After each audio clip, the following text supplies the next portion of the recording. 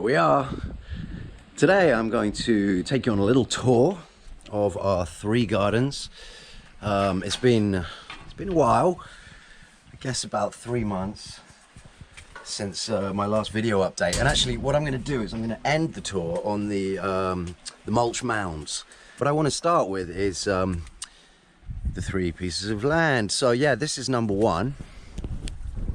And as you can see, I had to just walk through someone's house there. I didn't have to, actually. There is another entrance over there, but I've mentioned in my post before that I don't actually pay for any of the land that I've got, and that's because it always belongs to someone. So this one belongs to this guy here, and he gets free food basically. Hello, little cat. This is one of ours. Well, I say one of ours. Yeah, no, there are cats everywhere, and they are all related to our original female.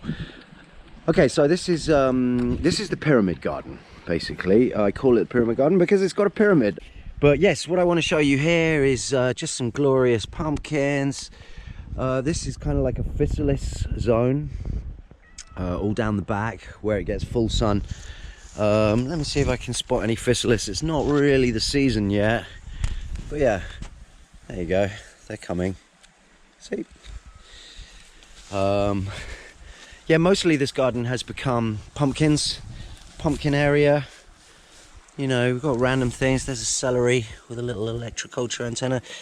This is kale, which has been largely mutilated by bugs, but we're just getting into the colder part of the end of the summer, and there are less bugs. The kale will come back to life. There's the pyramid.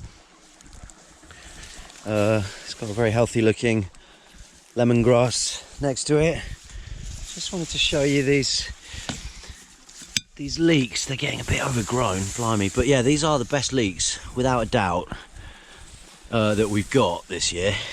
They just look so healthy, and they haven't got much light here because of this big lemongrass, but they are so happy because they're in a pyramid. I mean, I'm 100% sure about that. We've got leeks all over the place, and those ones are the best. It's a bit of a mess, this garden, I must admit. I haven't done much this year. I've planted a few things. You can see some datura coming there, a few carrots around. Sunflowers obviously are still going. They are just incredible. As you know, basil. Tomatoes are getting there. They've been a bit slow in this garden this year. I'm using the sunflowers as support for the tomatoes, and it's working really well. Great system. Over here I built something a bit random looking. Pumpkins, we have many. Really, they're just doing so well. You can see one over there, another one in there. Strawberry corner, just quickly. Strawberry corner is started with one plant last year, and that plant made a couple of babies, and those plants are now making plenty more babies, and strawberry corner is quite extensive now, all from one. Pretty cool, eh? I use rocks just to stop the weeds coming up, and the strawberries can rest on the rocks while they ripen rather than on wet grass, which can result in rotten strawberries. This is a lemon tree, which I'm thinking to plant here. I think I'm gonna keep umming and ahhing. Winter melon. You can see here, this is good for making jam. In fact, you harvest that in the winter. There's another one down here, enormous. It's so great. In fact, the winter melon is starting to go this way. Got any more fruit? Yes. So that's it. That is the pyramid garden. I literally just water it every few days, and that's it. Yeah. So, pyramid garden.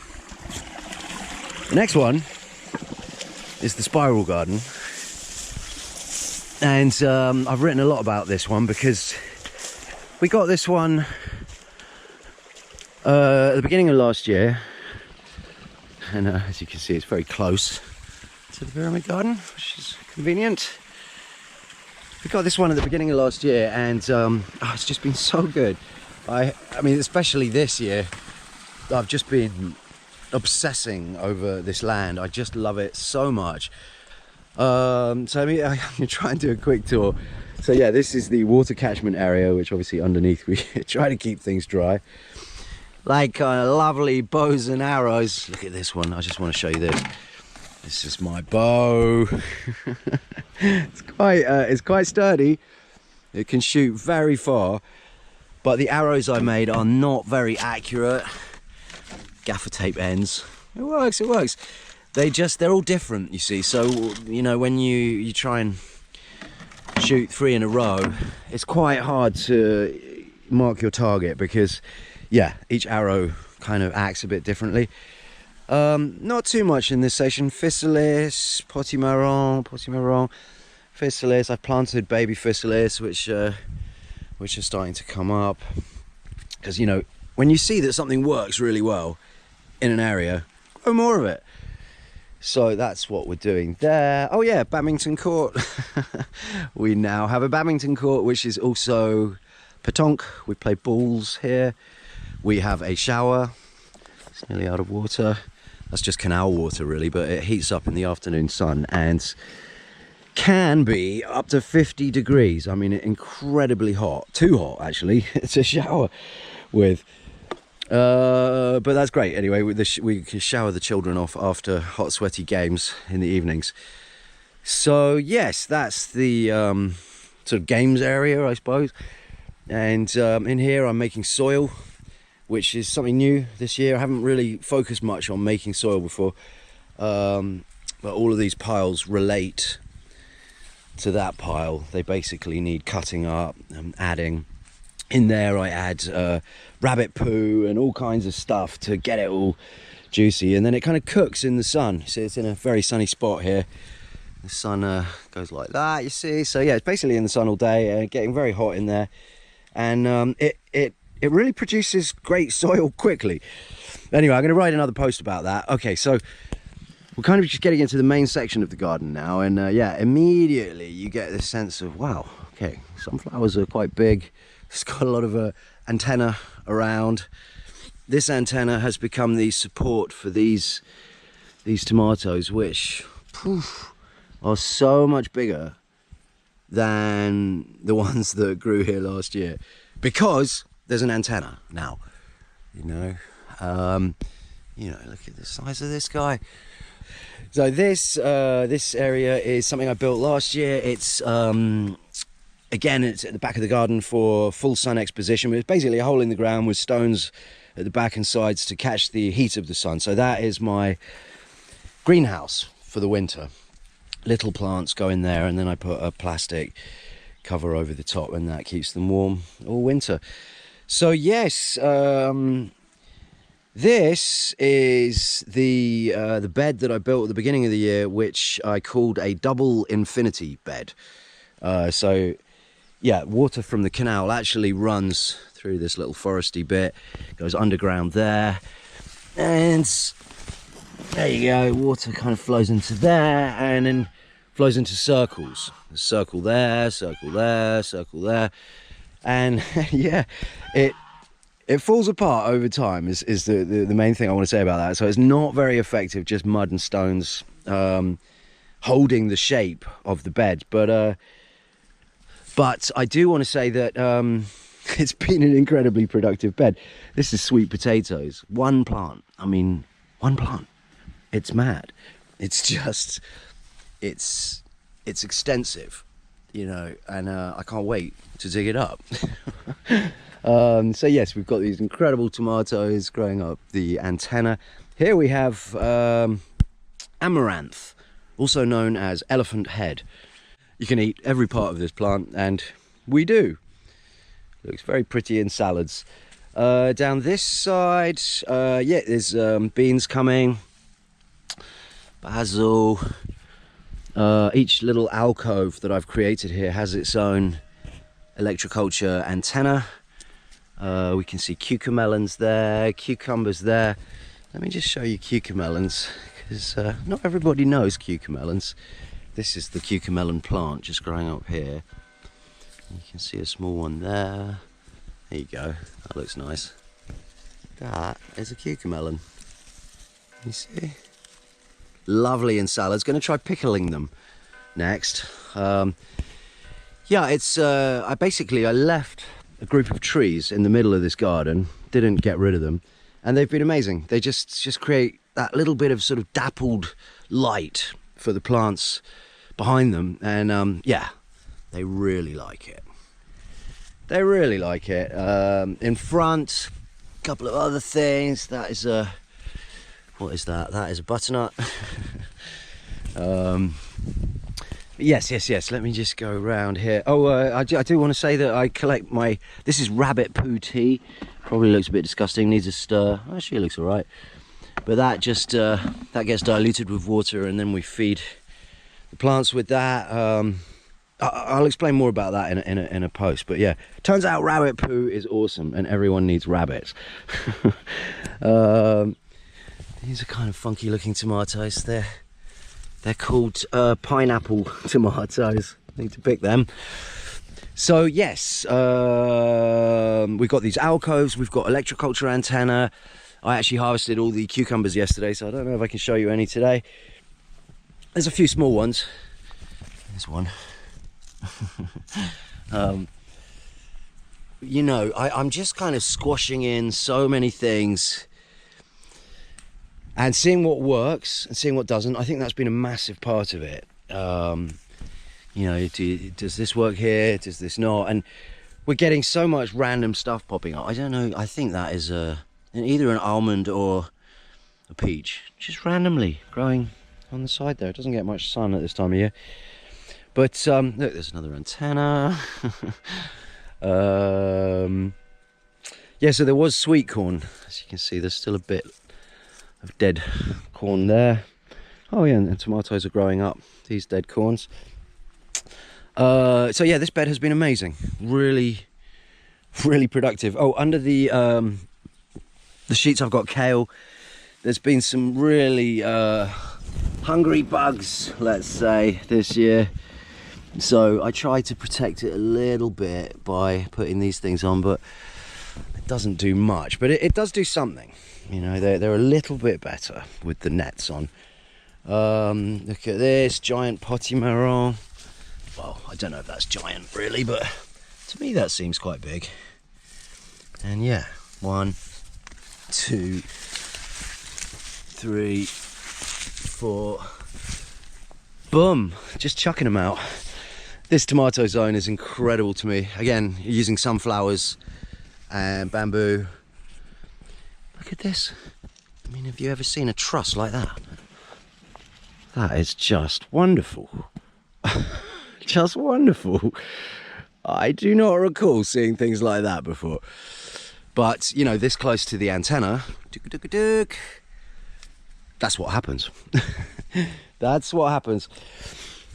Kale, basil, elephant heads, also known as Caribbean spinach. Here we've got Japanese parsley, also known as sisho. We've got some pyramids over here, which actually I just put these in yesterday because I didn't feel like these plants were at their best. This is Thai basil and celery.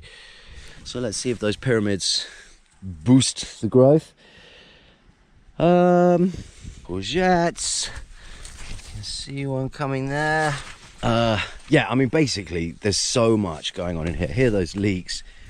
You know, you can't really tell, but that's way smaller than the one in the pyramid. Mostly kale in this garden.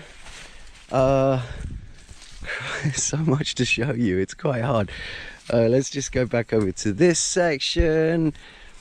Turmeric, more potimarron. This is kind of like the nursery hidden behind the tree, with its own Irish round tower replica, which has been so effective. If you've got a sick plant, you just put it in this nursery with the Irish round tower replica, and yeah, it really works. You know, you can see baby agapanthus, hibiscus, pine trees which will produce pine nuts.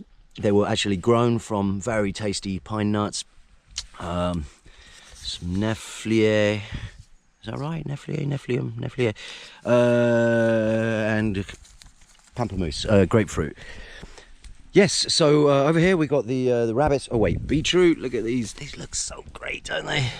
I've actually got to move a few of them. I think they're a bit crowded, but looking lovely. Estrogen down here. Sweet peas are pretty much done. Sweet peas are done.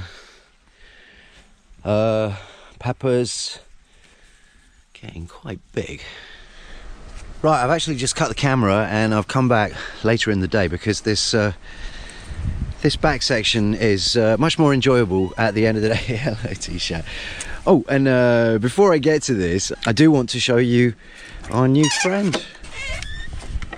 Hello. She knows the routine already. Hello. Hello. This is Rosita. And in here we got Marshmallow. Hello, Marshmallow. And Tommy. Oh, don't do that, guys. It's actually two females, but they're trying to mount each other. This is quite interesting. Oh, guys, get out of the food. Wash out, wash out. Yeah, I think there's some relationship issues. I'm not really sure. Domination. Two females apparently can do this. Hello. Are you all right? You seem a bit stressed out. Oh my goodness. I see, they're at it again. Oh, that is so weird. I mean, Tommy's all submissive. Like, okay, mount my head. Come on, guys, that doesn't seem right. It's okay. It's okay. Okay, so what I wanted to show you back here was the labyrinth entrance. Look at that. I took some pictures with the flash today, and yeah, I mean, it's a total labyrinth down there. There's another hole. I think there's 5 or 6 holes in total. Not sure that one was intentional. Looks a bit like I stepped on that one and it went through. Are you doing a little caca? Is that nice? Should probably move this. It's kind of in the caca zone. But yeah. Oh yeah, just to quickly say, that's for the chicken. Chicken is, I don't know, supposedly going to peck that and have a really good time with that. All right, I'll be back, guys. I'm going to pick you some food. Just going to continue the tour. Oh, we lost the sun. No, cat. Oh, blimey. Right, okay, cat's in. What's going to happen? Tisha. Oh, this is really awkward because I'm on my own. I've got to close the door now. Ah, she doesn't actually try and eat them. She just wants to be in here. Tisha, can we maybe no, Tisha. Yeah, she's had enough. Come on, Tisha, let's go. Right, that's done. That's done. Okay, so yes, we've got the stone wall that runs down the whole of this garden. Fell over here, so I rebuilt it, as you can see, in a kind of curvy way. And this is the seating area. The wall continues like this, and at the end of it, you've got this seat. I want to call it a seat because primarily that is what it is. It's a seat, but it is also, of course, a barbecue. And recently it has been an area for marshmallows. Just behind it, you've got this little curved alcove with some plants that are growing incredibly well. They're so happy here. Thai basil, sicho, some peppers. We've got the head of an electroculture antenna sitting right here. Boosting everything. You can see this ashwagandha is so happy, chives so happy, estrogen so happy. This is the acorns and hazelnuts that I put here at the beginning of the year. As you can see, didn't really last very well, but It's still there a little bit. So yeah, the reason why I wanted to show you it this time is because, wow, it's so lovely in the afternoons and evenings. As you can see, the sun shines through this bamboo forest. And it's just alive with information. So here is the kind of chill zone. I don't know what to call it exactly. It's an area for meditation. Children are not allowed to play in any kind of crazy way here. You can just sit and be silent and relax and look at that. So many things to tell you about where this forest has led me, but another time, trying to keep this brief. So yeah, here we've got a swing for the children, another one, and just more awesomeness. So that, I think, is about that. Could take you on a little once around the enclosure. We ummed and ahed about whether to connect this enclosure with that fence, but in fact I think it's better just being able to walk all the way around and you know, check integrity and collect figs as well, which obviously are all falling from this tree on a daily basis. A lot of them go to the rabbits, and a lot of them go to my jam pots. Fig and ginger is one of my favorites. This is a recent addition, this little bit here. It's a beetroot bed. As you can see, I've got a very basic electroculture antenna, which is just copper wire going clockwise down into the ground. And yeah, I would say it's definitely working. Looks very nice, those beetroots. So yeah, I think that's it. What I'm going to do now is cut back to earlier in the day, and I'm going to show you the upper garden with the mulch mounds. All right, so here we are in the first piece of land we got, which was 3 years ago.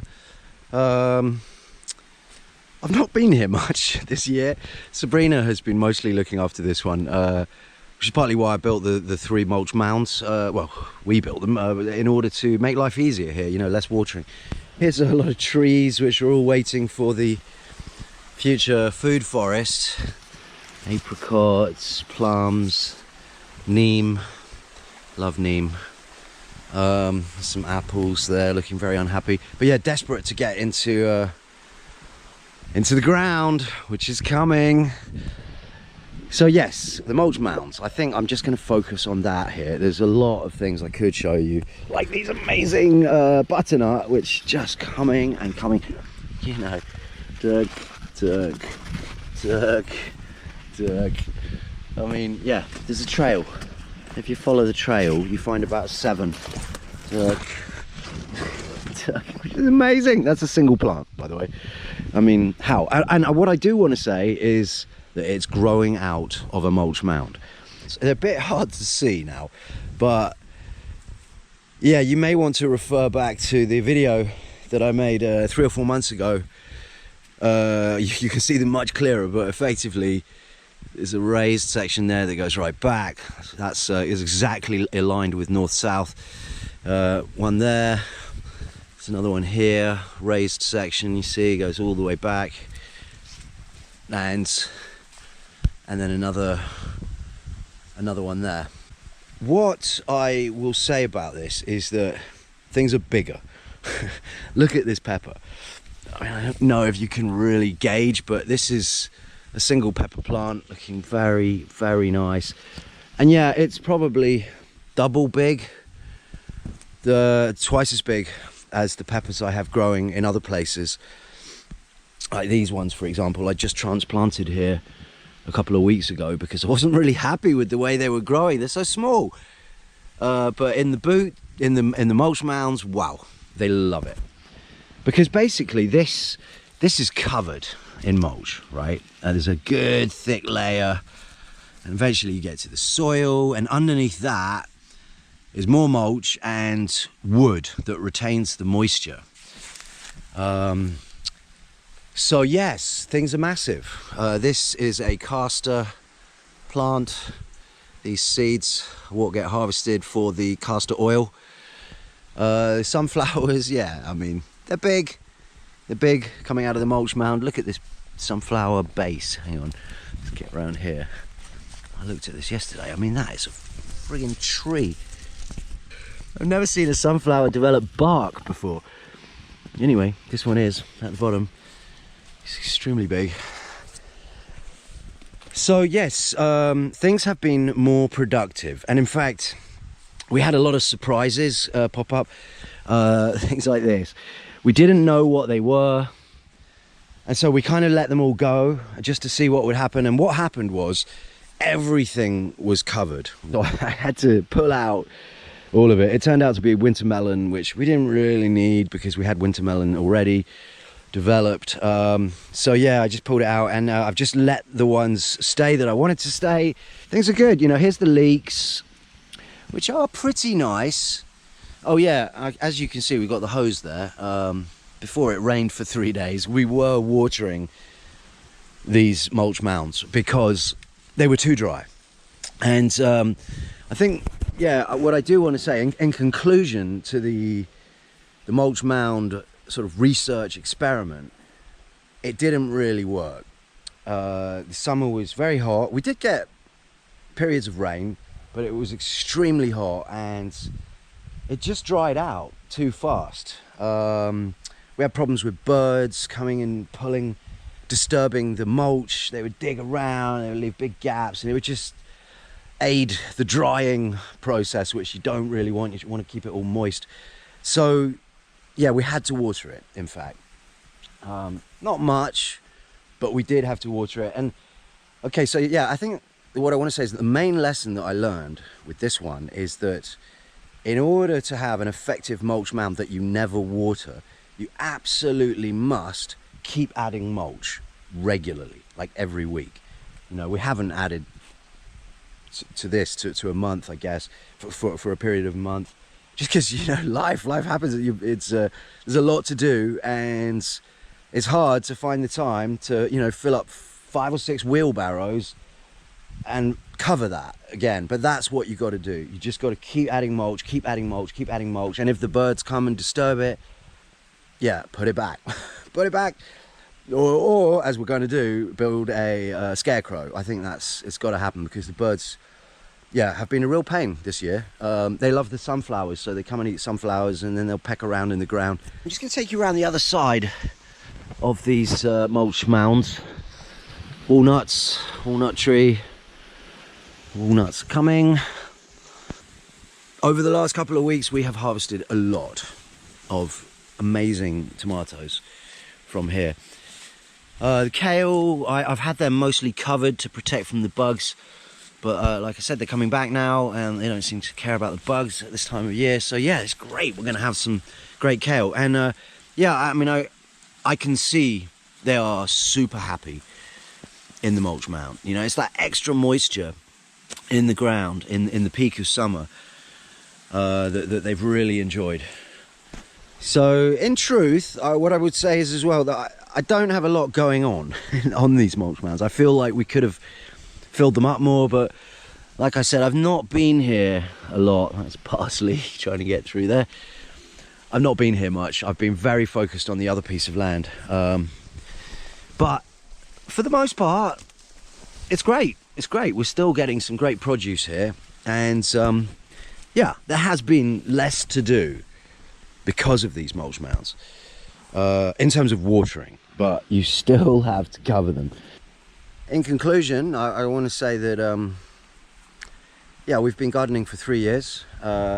Each year we get a new piece of land. This was our first, and next year I do believe we're going to get another, much bigger, 5,000 square meters, and we can plant the trees finally and have a lot of other projects on the go there. Yeah, 5,000 square meters is a decent space. Really excited about that, and I think that's it. So I hope you've enjoyed this little garden tour, September garden tour, and yeah, I'll try and do another one perhaps before the end of the year. show you where we're at. Over and out.